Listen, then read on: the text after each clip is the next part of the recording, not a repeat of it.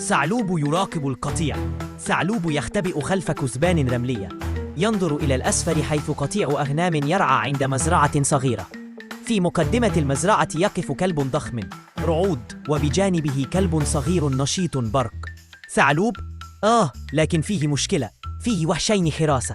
الكبير شكله يهجم أولاً يسأله بعدين، والصغير شكله أذكى من شكله.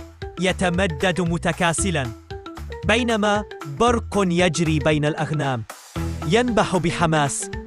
التنكر الثعلوب يصنع زياً تنكري، يلبس الزي تنكرياً يشبه حيوان الجمل. برق يقول: رعود، انظر، في جمل غريب داخل علينا. جمل؟ جمل شو؟ سيبه، أنا متأكد أنه عابر سبيل. برق يتقدم ببطء نحو الجمل.